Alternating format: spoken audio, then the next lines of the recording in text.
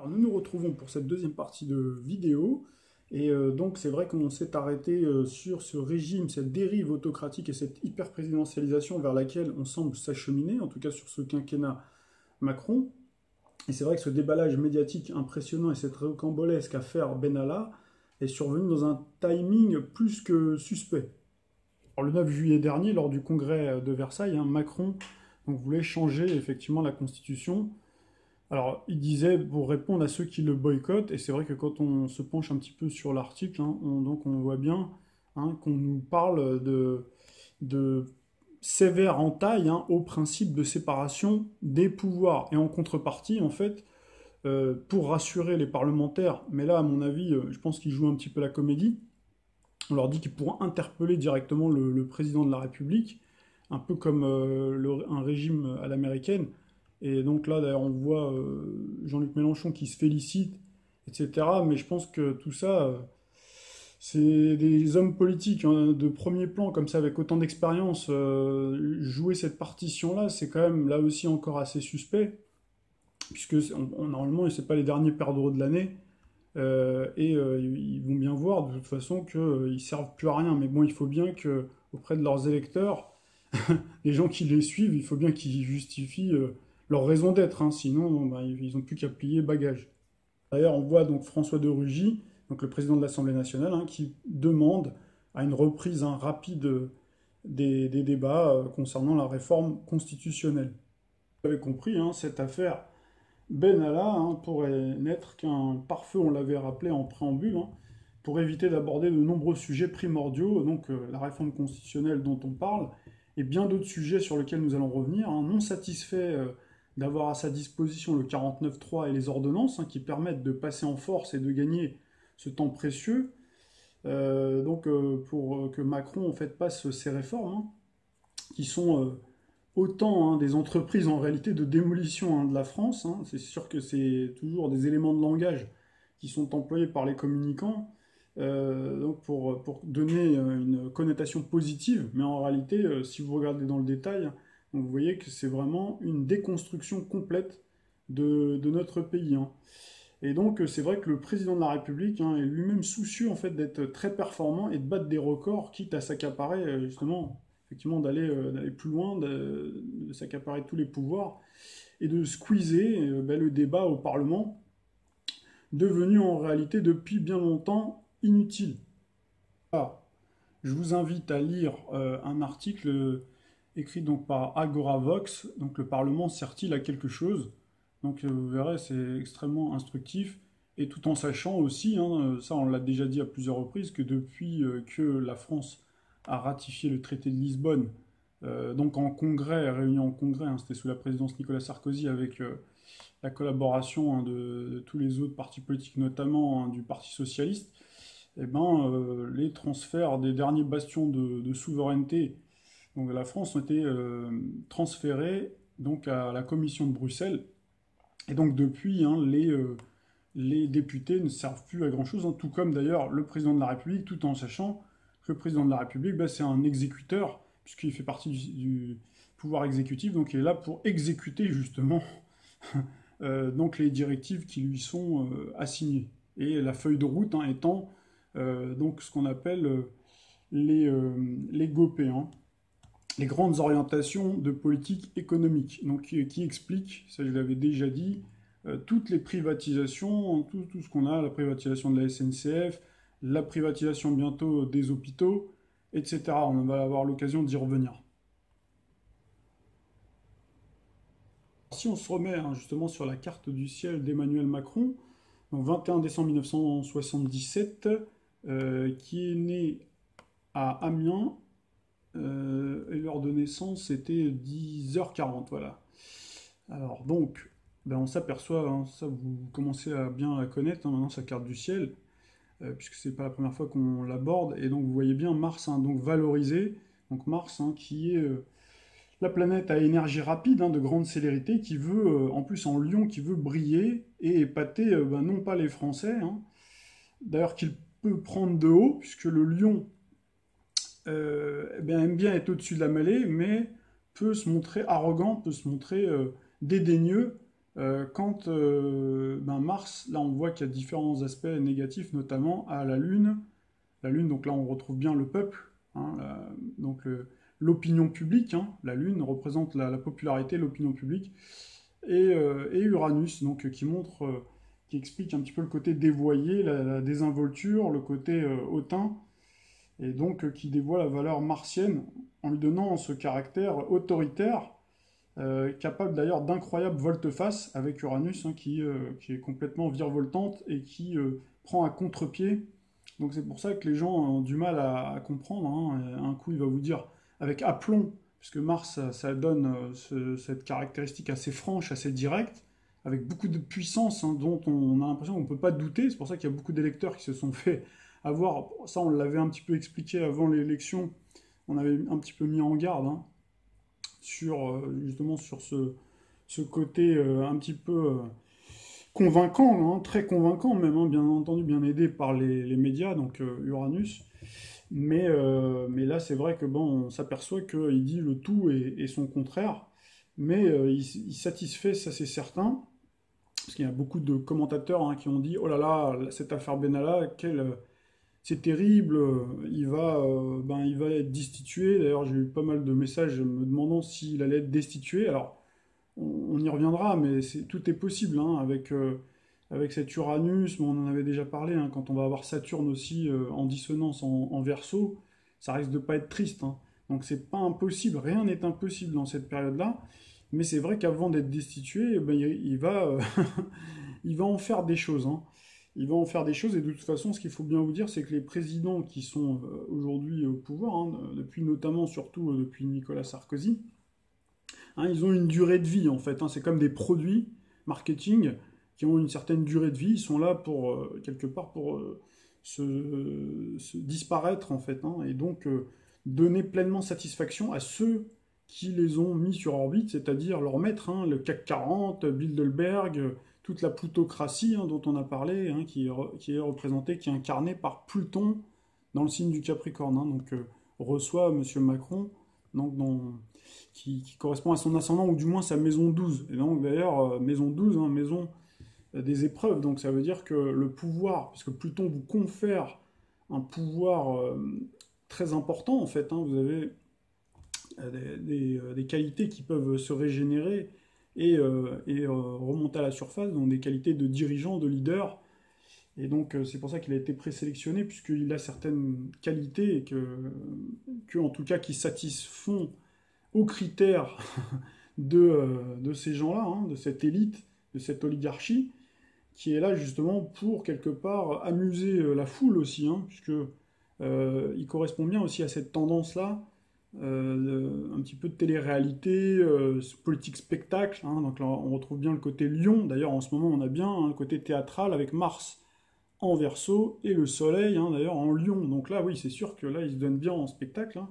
Ça il y en a, hein, effectivement du côté spectaculaire. Donc là, les, euh, les entreprises d'édition de l'information, hein, si vous voulez, eh ben, ils s'en donnent à cœur joie, et ils ont leur tiroir caisse aussi qui marche à plein régime, puisque tout ça fait vendre, hein, fait vendre de l'information, ça s'achète, c'est une activité très lucrative, hein. Donc tout le monde y gagne quelque part, et le président de la République, lui, il sait quelque part de toute façon qu'il n'est pas là. Il est là pour éventuellement pour un quinquennat, voire même, pourquoi pas, il pourrait très bien être destitué, ça ne changera pas la donne, il y aura quelqu'un d'autre, ou un nouveau système, un nouveau régime, puisque ça on l'avait aussi évoqué, cette hypothèse-là, c'est que donc on aurait la fin de la Cinquième République, mais qui viendrait en fait être supplanté par un régime fédéraliste européen en fait, hein. C'est-à-dire que la France serait noyée dans un magma, donc on pourrait très bien imaginer qu'on nous vende, hein, une révolution lambda, en nous disant par exemple tiens, que la France insoumise, ou parce que c'est les partis les plus importants en termes de représentativité dans l'opinion, France insoumise et le Front National, qui a été rebaptisé depuis. Donc imaginons qu'un des deux partis arriverait au pouvoir. Bon ben, on nous donnerait l'impression que voilà, il y a une nouvelle donne, un petit peu ce qui a été fait D'ailleurs, en Grèce, hein, avec Alexis Tsipras, qui est l'équivalent, toute proportion gardée, de Mélenchon, et donc le parti Syriza, c'est un peu toute proportion gardée, l'équivalent de la France insoumise. Et puis finalement, vous avez vu ce qui s'est passé, hein. Il a même fait mieux finalement que Papandréou, donc un ancien du PASOK, qui représente, toute proportion gardée, là encore, le Parti socialiste. Et finalement, il a pu voilà, mettre en œuvre, hein, des mesures d'austérité, une potion amère d'austérité que peut-être son prédécesseur n'aurait pas pu faire, quoi, parce qu'il n'avait peut-être pas le crédit, justement, hein, pour pouvoir le faire. Et là, lui a réussi à le faire. Donc là, les banquiers, tous les créanciers, l'oligarchie, la plutocratie, la Troïka, le FMI, etc., bah, ils étaient fort ravis. Donc voilà, donc tout ça, il faut bien le garder à l'esprit, parce que c'est vrai que je vois beaucoup de gens qui bah, s'excitent, et ça c'est fait pour, hein, s'exciter contre Macron. Il est là pour ça, hein, d'ailleurs, hein, il a été présélectionné pour ça, pour provoquer. D'ailleurs, vous avez vu, tous les membres du gouvernement sont là pour faire de la provoque, hein, pour que les gens, quelque part, s'excitent, s'énervent. Alors, ça peut rester dans le canapé, comme ça peut aller dans la rue, on l'a vu. Et puis derrière, après, on voit qu'il y a des opérations de sabotage. Alors, on avait vu l'histoire des black box, etc. Et donc tout ça est fait pour après trouver des prétextes pour verrouiller les libertés publiques, pour accroître justement cet état d'urgence et voter des lois liberticides et justement prendre les pleins pouvoirs en cas justement de révolte populaire, hein. C'est-à-dire que les gens en auraient ras-le-bol de voir, surtout que ça fait quand même maintenant quelques années, hein, que ça dure, hein. Hein, on en était passé du casse-toi pauvre con, hein, avec Nicolas Sarkozy, à les sans-dents. Vous voyez, les petites provocations. On avait même, si on remonte encore un peu en arrière, on avait Raffarin qui disait c'est pas la rue qui gouverne. Hein, il y a beaucoup quand même, hein, plus on a avancé dans le temps et plus la provocation, c'est-à-dire nos dirigeants en fait, hein, qui sont pas du tout au service, hein, du peuple, ça on l'avait bien compris, mais qui en plus se permettent aujourd'hui, avec beaucoup de cynisme et beaucoup de désinvolture, de narguer le peuple. Et aujourd'hui, s'ils le font d'autant plus volontiers, c'est que ils savent qu'il leur arrivera à rien du tout de toute façon, puisque leurs maîtres à eux, à qui ils doivent rendre des comptes, ce sont les ce dont on parle tout le temps, la plutocratie. Alors à la fin, Emmanuel Macron, il est quoi? Alors du coup, il est martien, solaire, jupitérien, uranien. Donc effectivement, il y a Françoise Hardy, qui avait été l'invité de l'émission La Quotidienne sur TMC le 6 avril dernier, hein, la chanteuse qui est aussi astrologue émérite, hein, avait dit quelques mots sur l'astroportrait réalisé pour Emmanuel Macron à la demande d'un des proches, hein, du président de la République. Donc apparemment, Emmanuel Macron s'intéresserait à l'astrologie, et d'ailleurs, et pour cause, puisqu'il s'était autoproclamé président jupitérien. Il avait dit avant, donc pendant la campagne présidentielle, je crois que c'était même un an avant, hein, il avait dit que la France avait besoin d'un président jupitérien, donc en l'occurrence hyper puissant. Et donc effectivement, donc si on regarde, hein, on se remet sur la carte du ciel du thème d'Emmanuel Macron, donc c'est vrai que quand on dit jupitérien, ben forcément il a un fort amas en Sagittaire, ça on l'avait déjà dit, hein, avec Mercure, Soleil, Vénus, Neptune, hein. Et donc forcément le Sagittaire est gouverné par Jupiter, Jupiter qu'on retrouve en opposition en Cancer dans un signe en exaltation, donc c'est-à-dire qu'il exalte les qualités jupitériennes. Donc effectivement à ce titre-là, on peut dire que Emmanuel Macron a des qualités jupitériennes et même augmentées, voire exagérées, puisqu'on retrouve cette opposition-là. Donc c'est ce qui expliquerait aussi son côté mégalo, hein, on pourrait dire ça comme ça. Et bien entendu, alors il ne faut pas oublier, et c'est là où il y a la nuance, et c'est là où donc la chanteuse Françoise Hardy a apporté cette nuance en disant que il n'est pas jupitérien en réalité, il est martien et uranien. D'accord? Puisque si on se base bien entendu par rapport aux angulaires, à l'angularité, parce que tout dépend comment on prend un thème. Et donc en réalité, il est un peu les deux, quoi, quelque part, hein. Donc là, en ce moment, il a les qualités jupitériennes et solaires, avec le soleil en exaltation. Donc là, après, on va regarder un petit peu. Donc d'ailleurs, tout ce qui s'est passé, hein, on pourrait même dire que qui ressemble un petit peu au monarque, à un empereur même, un type Caligula, hein, qui avait été empereur, hein, de la Rome antique à 25 ans et qui très vite a emprunté le chemin du despotisme.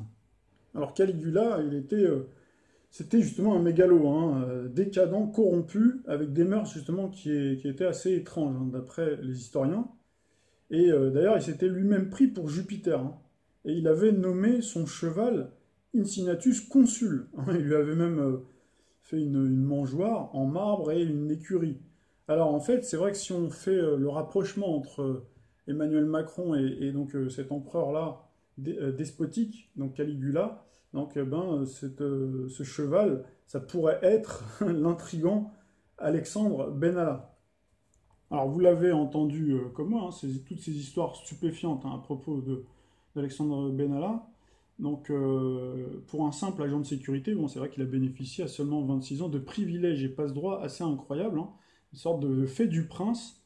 Donc là on retrouve bien le côté royal, le côté solaire en lion, hein, donc qui ont hissé ce soi-disant simple agent de sécurité de la garde rapprochée d'Emmanuel Macron au plus haut sommet de l'État, donc qui est devenu adjoint au chef, hein, du président de la République.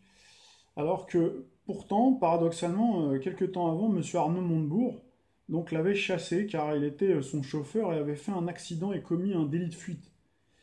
Et donc il a commis, comme vous le savez, hein, Alexandre Benalla, et c'est ce qui fait aussi tout ce tatamar médiatique, c'est qu'il s'est adonné, il a commis des actes a priori illégaux en se prévalant d'une carte de police, donc en s'adonnant à son passe-temps favori, molester les manifestants.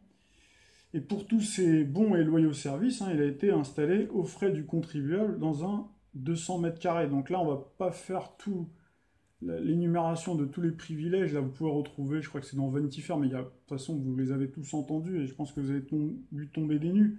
Mais il y a Le Monde, hein, qui parle voilà, d'un endroit assez prestigieux, d'une dépendance de l'Élysée, au 11 quai Branly, dans le 7e arrondissement, un des arrondissements les plus cotés de Paris. C'est une adresse qui est plus connue sous le nom du Palais de l'Alma, donc rien que ça. Donc ces anciennes écuries, et là on retrouve bien les écuries.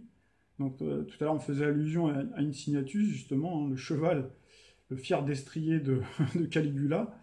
Et donc, et on retrouve aussi, comme par hasard, hein, Napoléon III, c'est-à-dire que c'est les anciennes écuries construites par Napoléon III. Et donc là, ça nous donne un indice par rapport aussi, est-ce que c'est un indice du destin? Puisqu'on a évoqué cette probabilité, ou en tout cas, on avait fait cette analogie, hein, dans les correspondances entre les mouvements célestes, hein, qui ont amené donc le coup d'État de Louis-Napoléon Bonaparte et les similitudes avec Emmanuel Macron, puisqu'on est en train de se rendre compte, hein, qu'il est en train de prendre le même chemin. Et là, on retrouve comme par hasard cet élément-là. Donc, est-ce que c'est pas un indice en plus? On avait déjà vu dans le passé. Vous regarderez les vidéos précédentes, hein, on avait fait le rapprochement aussi avec François Hollande, hein, puisque Louis-Napoléon Bonaparte, dit Napoléon III, était prince de Hollande. Et donc, comme vous le savez, Emmanuel Macron, c'était le fils spirituel de, euh, de François Hollande, hein, qui l'a, bien entendu, sur les conseils, hein, de Jacques Attali, enfin toute la bande, hein, de ces personnalités dans l'ombre, hein, qui tirent les ficelles pour mettre Emmanuel Macron, pour qu'il se passe un petit peu les dents, donc au ministère de l'économie et des finances, que les gens commencent un petit peu à le connaître, pour après ensuite le propulser et que tout le monde s'écarte. Et d'ailleurs, on nous avait joué le coup de Brutus. Là, encore une fois, on retrouve une allusion à l'Empire romain entre César et Brutus, donc Emmanuel Macron qui aurait trahi François Hollande, qui lui aurait mis un coup de poignard, etc. Alors qu'en réalité, tout ça était orchestré. C'était vraiment cousu de fil blanc. D'ailleurs, on avait même vu, on pourrait retrouver dans la presse, Ségolène Royal, je me souviens très bien, qui avait dit oui, surtout, il faut pas l'attaquer. Donc en fait, tout ça, c'était encore une fois une vraie farce, quoi, hein. Toujours une fois la commedia dell'arte. Enfin voilà, hein, donc vous pourrez après reprendre cet article-là. On voyait qu'il avait des entrées VIP à l'Assemblée, donc des finances au beau fixe avec des rémunérations plus que confortables. Et on avait également, même carrément, des secrets. Il aurait eu entre les mains des secrets défense et des codes nucléaires. Cette information-là nous vient carrément du général De Villiers. Benalla avait les codes nucléaires, donc il a été invité sur BFM TV. Alors quand on vous dit que tout est orchestré, théâtralisé, ben voilà, par exemple, hein, on avait Bruno Le Maire, donc qui fait partie du gouvernement. Emmanuel Macron, c'est l'homme sans projet parce que c'est l'homme sans conviction. Il dit tout et son contraire selon ses auditeurs. Et donc là, en fonction de ses interlocuteurs, effectivement, donc on retrouve bien Emmanuel Macron qui disait hein, le tout et son contraire. Là, il suffisait d'avoir des journalistes, des vrais journalistes pour le mettre face à ses contradictions. Malheureusement, c'est pas le cas. Et donc là, vous voyez bien aussi hein, la volte-face des politiques hein, qui sont ambitieux, qui sont opportunistes, et donc là qui critiquent, mais tout ça c'est à fleuret moucheté en réalité, hein. C'est comme une sorte, j'aime le dire, de combat de catch. Hein, vous avez déjà vu les combats de catch, hein, donc on a l'impression, d'ailleurs, on a même les superstars du catch, là on pourrait les assimiler à ça, c'est-à-dire qu'ils s'envoient des bonnes mandales, on a l'impression que c'est vrai, qu'ils sortent du ring, ils vous font des prises extraordinaires, puis en réalité, bon, tout ça c'est pas vrai, quoi. C'est comme dans les films de cinéma, vous avez des effets spéciaux, bah c'est pareil. Avec ces gens-là, c'est la même chose. D'ailleurs, de sources sûres, je sais que ces gens-là se font la bise. Même des fois, vous avez des gens qui sont de la France insoumise, par exemple, avec face à quelqu'un de En Marche, hein, donc ils sont normalement censés être des opposants. Alors, ça ne veut pas dire que si on se croise à l'Assemblée, on peut très bien avoir un salut républicain, bien entendu. On n'est pas des ennemis non plus. Mais de là à se taper la bise, à carrément se faire une bouffe, bon, il y a quand même un monde, quoi, hein. Ah, donc Gérald Darmanin, l'élection de Macron précipiterait la France dans l'instabilité institutionnelle et conduira à l'éclatement de notre vie politique. Donc voilà, en mieux, Libération, janvier 2017, et, Édouard Philippe, hein, donc l'actuel Premier ministre, hein, le bras droit d'Emmanuel Macron, Emmanuel Macron n'assume rien, mais promet tout, avec la fougue d'un conquérant juvénile et le cynisme d'un vieux routier. Là, vous avez une photo hein, qui vous en dit long. Donc là, on a dans une même photo, on a la présence des trois derniers présidents de la République. Et donc, vous remarquez, regardez bien les regards. Hein, on devine bien la connivence entre ces deux-là, en tout cas, et ces trois-là même, avec le petit sourire de François Hollande. Alors donc, on s'aperçoit bien à chaque fois hein, que donc il y a différents épisodes en fait à chaque fois rebondissements hein, qui se succèdent à un rythme effréné qui sont distillés tel un feuilleton avec des informations toutes invraisemblables les unes que les autres. Donc là, on a, là par exemple, c'est il y a un jour, hein, Closer. Donc là, vous voyez, on retrouve même hein, donc des articles donc qui se retrouvent dans les magazines People, voire des magazines un petit peu trash. Hein. Et donc on voit que Alexandre Benalla a retrouvé du travail comme garde du corps d'Ayem. Voilà. Et vous avez encore d'autres informations encore plus croustillantes. Alors la dernière information, une des plus saugrenues, il y en a d'autres, hein. Mais là, elle nous intéresse au plus haut niveau puisque elle nous parle d'astres et donc elle nous parle de planètes et donc forcément ça tombe bien, ça se corrobore bien avec notre ligne éditoriale. Et on apprend en fait qu'Alexandre Benalla avait un profil sur le site de rencontre Tinder sous le pseudo Mars. Donc c'est vrai que c'est assez drôle hein, de constater que le magazine Closer en fait ses choux gras avec le langage planétaire, mais cette fois dans un registre qui entremêle les révélations scabreuses hein, sur toile de fond du énième toujours rebondissement de l'affaire Benalla. Et donc on y apprend que ce dernier draguait sur Tinder. Donc c'est une application en fait hein, qui permet donc de faire des rencontres amoureuses et arborait fièrement donc le pseudo Mars en se prévalant sur son profil de sa proximité avec son patron alias Jupiter. Donc le nom non officiel bien entendu d'Emmanuel Macron et qui d'ailleurs Alexandre Benalla revendiquait même une place de premier ordre dans la galaxie Macron. Nous venons de le rappeler, hein, donc on savait hein, que depuis 2016 Emmanuel Macron avait déclaré avec beaucoup d'aplomb, avant même d'être élu à la présidence de la République, que la France avait besoin d'un chef d'État jupitérien. D'ailleurs, on avait fait ce papier à l'époque, hein. Emmanuel Macron du signe du Sagittaire déclarait que la France a besoin d'un chef d'État jupitérien, donc le 8 avril 2017. Et on voyait d'ailleurs la photo avec la galaxie, galaxie Macron. Et donc on n'aurait jamais imaginé hein, à l'époque que ce baptême planétaire aurait fait des émules et qu'un de ses proches collaborateurs emprunterait lui aussi, par effet de mimétisme, un surnom planétaire. Donc force est de constater que ce surnom, par contre, de Alexandre Benalla, hein, qui s'est autoproclamé Mars, hein, en tout cas qui a arboré ce pseudo sur son site de rencontre, ben, on va dire que ce pseudo lui va comme un gant de fer, mais pas forcément avec un gant de velours. Alors comme vous le savez, hein, ben Mars c'est non seulement Arès, hein, le dieu de la guerre, mais aussi le fils de Zeus, alias justement Jupiter. Et donc, et Héra, hein, bien entendu, qui dit Héra dit Junon, hein, c'est l'autre nom d'Héra. Hein. Donc si Mars hein, était glorifié, ça il faut le savoir, et vénéré par les Romains, hein, de la Rome antique, hein, puisque la divinité était considérée comme le père fondateur notamment hein, de la cité de Rémus et Romulus, puis symbolisait aussi le courage, la bravoure, la conquête. Hein. C'est vrai que la Rome donc, antique hein, donc, était extrêmement conquérante à l'image de Mars. Et Arès, en revanche, hein, donc le nom grec et la divinité grecque n'avaient en revanche pas une bonne réputation et n'était pas très apprécié chez les Grecs, hein, ni d'ailleurs des autres divinités de l'Olympe, à cause de son extrême violence et de sa cruauté. Alors, il était souvent entouré hein, d'un vautour et d'un chien, donc Arès était réputé très belliqueux. Il y avait toujours d'ailleurs un glaive à la main et on voyait souvent hein, son muscle saillant. Arès remis dans le contexte de notre ère moderne, hein, en 2018, ça donne ça.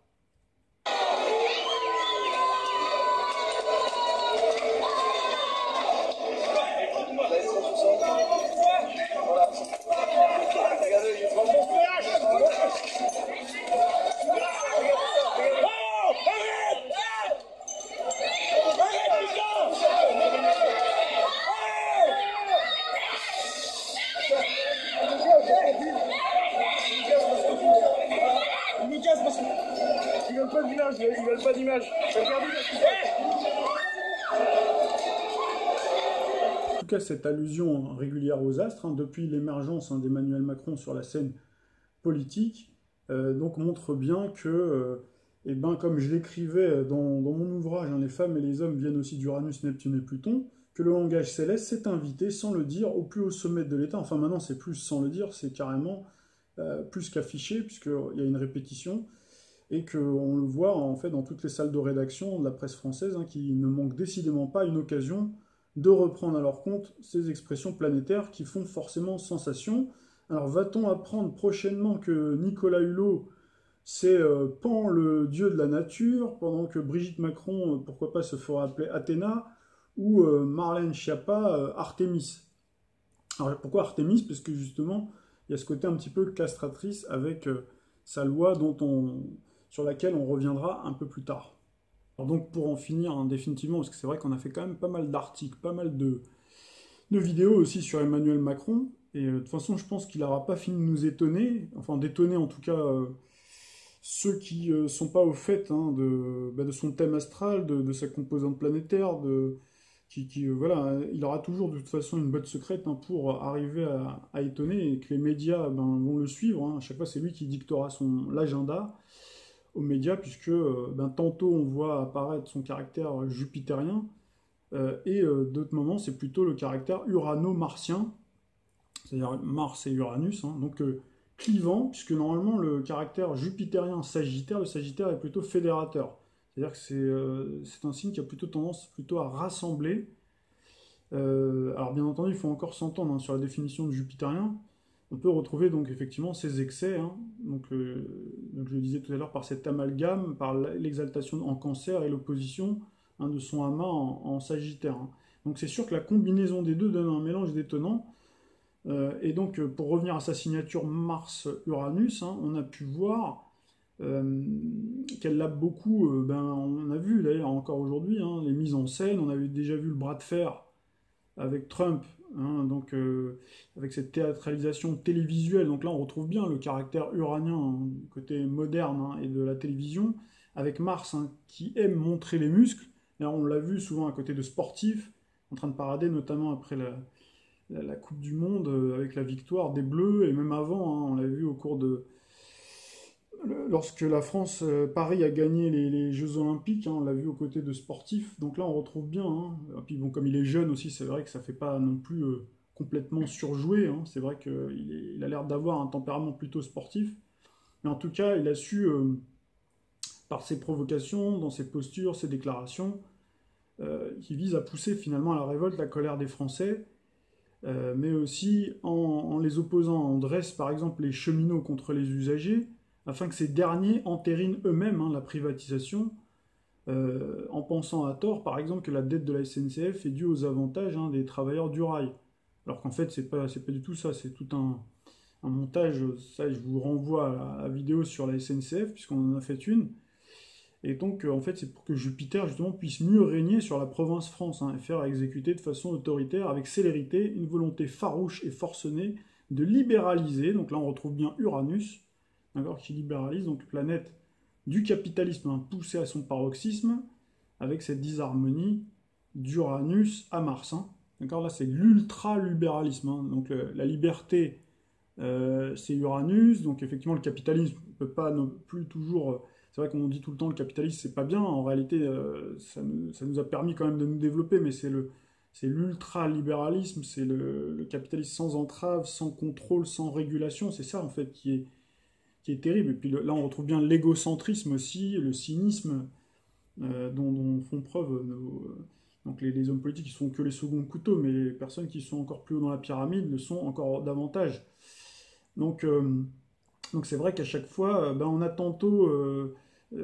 Donc même ses collaborateurs, hein, ils sont choisis un petit peu sur ce mode-là, hein. Vous allez voir quelques déclarations qui ressemblent trait pour trait, en tout cas qui renvoient à cette image marceau-uranienne, donc tout dans la provoque. Donc c'est ce type de provocation. Donc Zuhal Demir, secrétaire d'État à la lutte contre la pauvreté, hein. Si les chômeurs ont davantage de difficultés à payer leurs factures, ils redoubleront d'efforts pour trouver un emploi.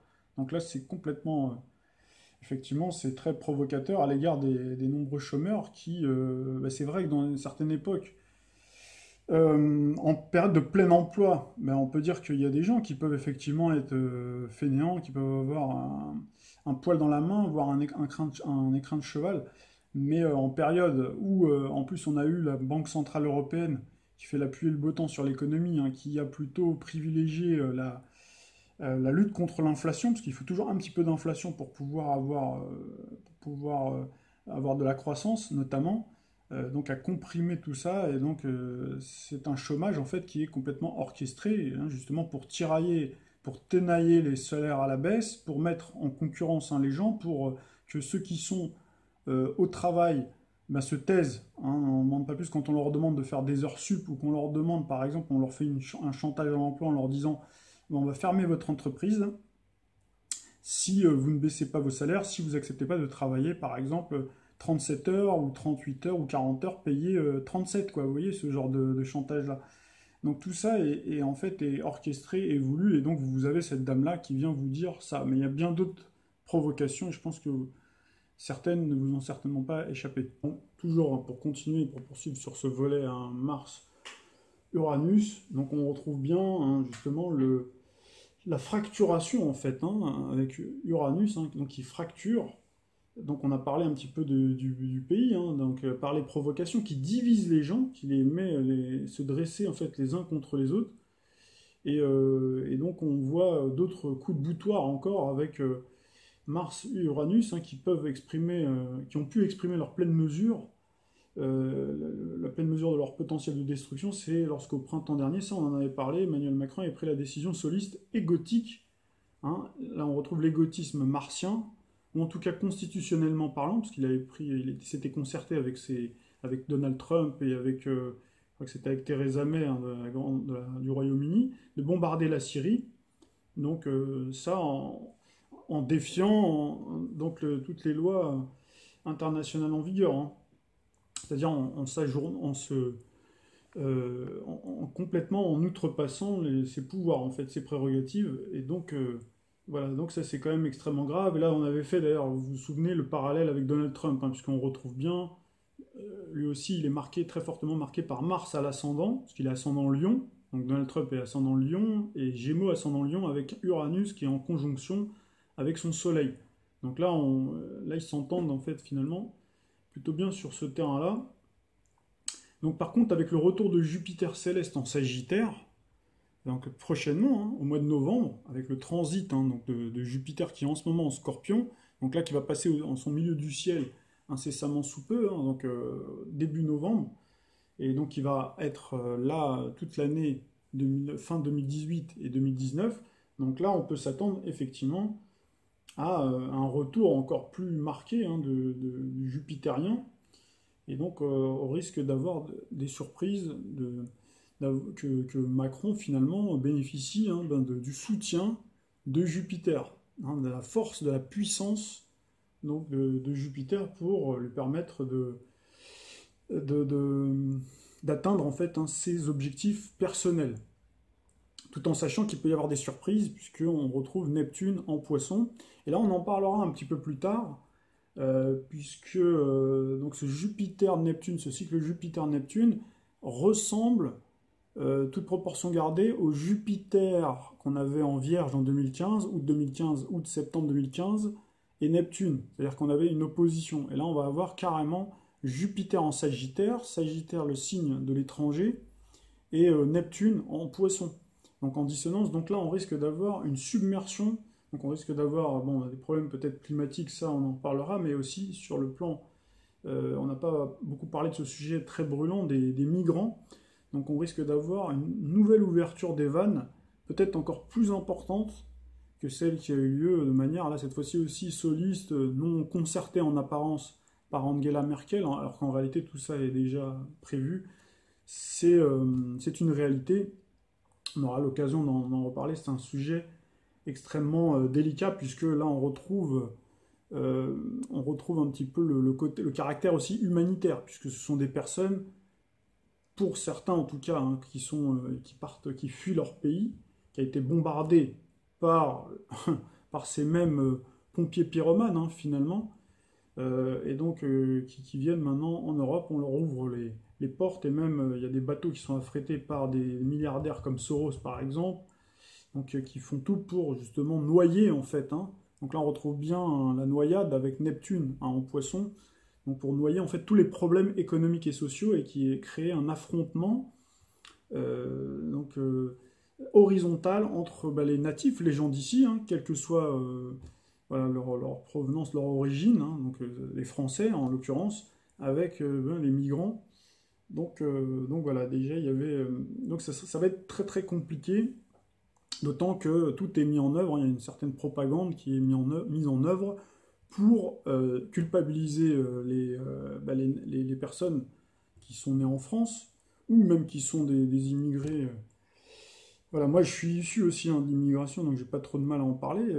Et c'est sûr que l'immigration, ça peut être une excellente chose pour tout le monde, pour le pays, pour les personnes en fait qui immigrent, mais pas quand c'est fait pour des raisons fallacieuses, comme là c'est le cas, c'est un peu une forme de déportation.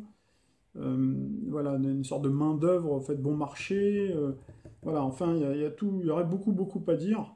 Et c'est vrai que les médias, ont cette fâcheuse tendance à culpabiliser les gens, et alors leur faire admettre qu'il faut impérativement accueillir tout le monde, alors qu'en réalité c'est eux qui ont tout fracassé, alors qu'on leur a rien demandé. Hein. En 2003, alors, la France était quand même vent debout pour dire non, pas d'armes de destruction massive en Irak, on va pas aller faire la guerre.